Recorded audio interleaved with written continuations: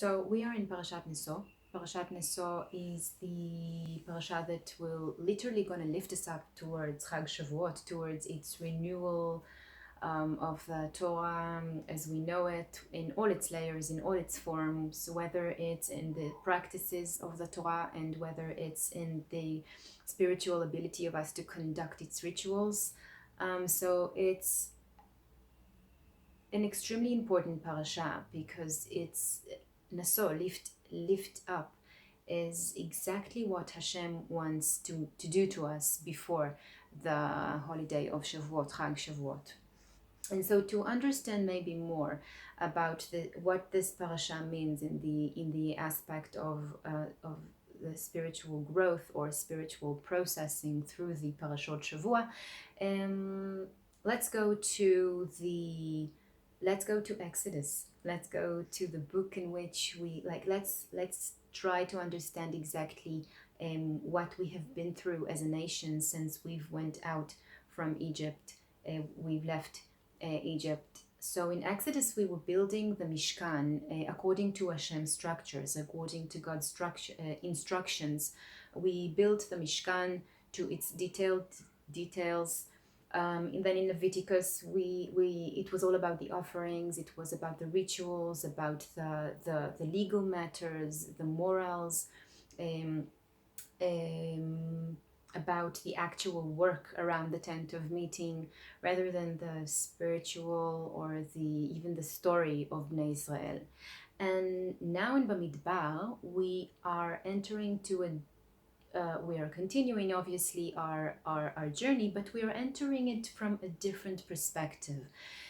If up until now we've been dealing with the particles, with the details, whether it's in the Mishkan and whether it's in the work of the Mishkan and in the Bigdei Kohanim and in the kelim, in the vessels of the Mishkan, and in the offerings and all those things. So now in Bamidbar we are suddenly being reminded again that we are 12 tribes, that we are a family, that needs to be, that every one of this family is countable, like everybody in this family is important, everybody in this family is going to be counted. And if you remember last week, we were talking about the fact that the world didn't come into completion until Matan Torah, basically, but before that, a very firm, one of the main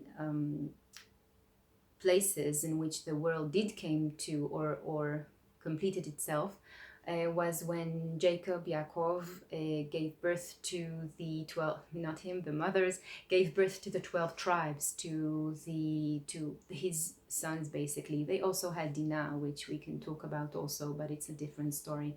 Anyway, so the 12 tribes were there in Bereshit. Then they all went down to Egypt. They became this nation of Israel, of Bnei Israel. And then a lot of other things happened.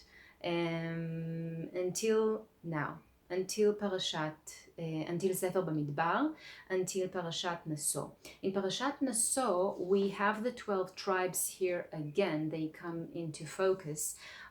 Each one of the heads of the Shvatim brings his offering in a very structured way. We also have then the request of Hashem to uplift the Cohanim, to uplift Bnei Gershon, and to before that it was to uplift also Bnei Kehat, and Merari. Well, and in a way, this parasha asks us to take a good look about something extremely important. This parasha basically tells us there are 12 tribes. And all those 12 tribes, obviously it's one family, very complex one, as we all know, but there is one tribe out of all those 12 tribes that is a different tribe to the rest and needs to be differently looked at, and the approach toward it needs to be different as well.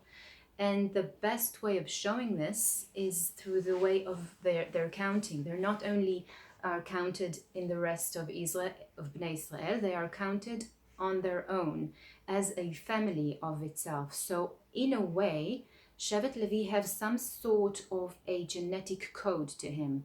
From Shevet Levi, we all know we have the Levihim. They did the singing. They did this. They gave the spirit. They uplifted the spirit of the people with their music and with their songs. And we have the Cohanim. Both Levihim and Cohen, that they did the actual work of the offerings and the purification when needed, and the kapara when needed. So this family, this Levi family, it has an extremely important role, and one can say it even has some sort of a genetic code or a spiritual code to it, and therefore they are being treated differently in the verses of the Torah and in the actual idea of all those 12 nations, 12 tribes.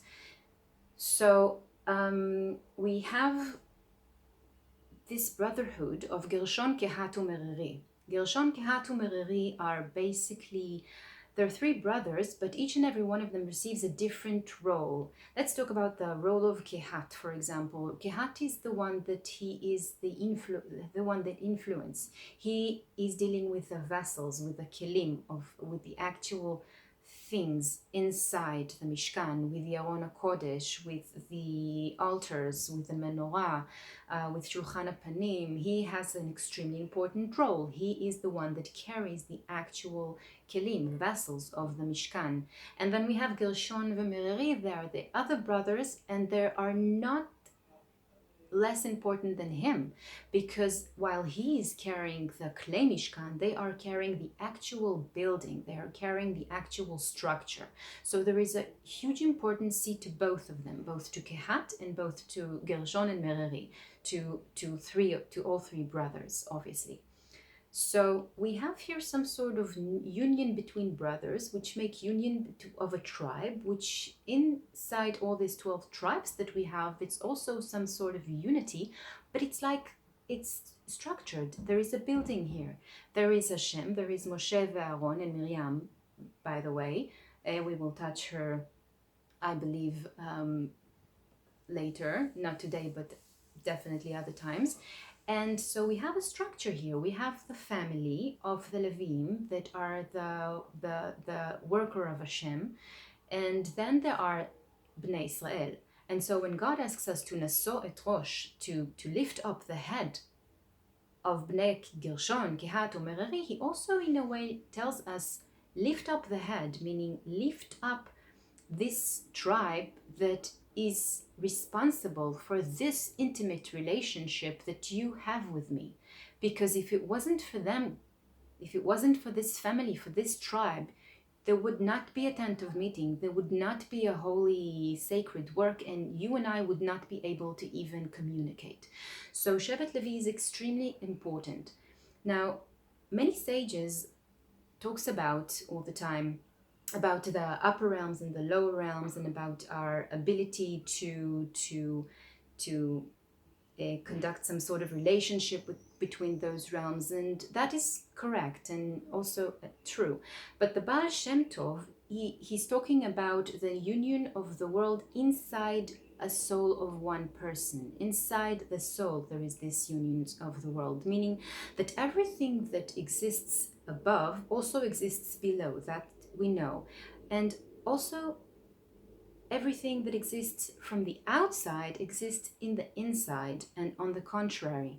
And therefore, if a person wants to influence something to the outside, before he influenced, first of all, he needs to actually have to activate some sort of a thing within his own soul.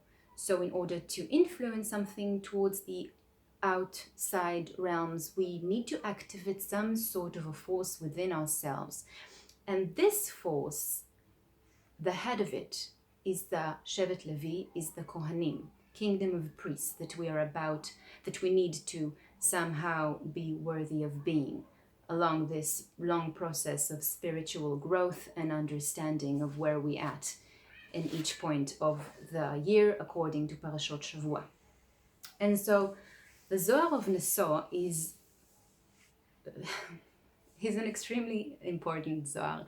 Every Zohar of each parasha is important, but the Zohar is well known for its wisdom and hidden secrets and codes.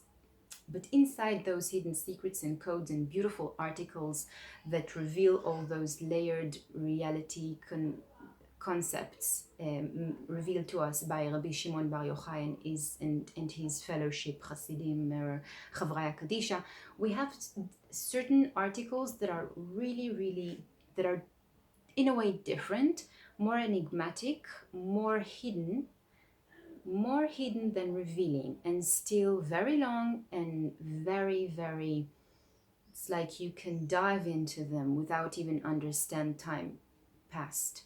So we have, for example, the article in the Zohar of the Saba, of the great grandfather, and we have the article of Rachel weeps upon the children of Israel. Rachel mevaka al banea. If I don't mistaken, this is in Shavuot, Megillah in the Zohar. And we also have the Idrot, the Idra Rabba and the Idra Zuta.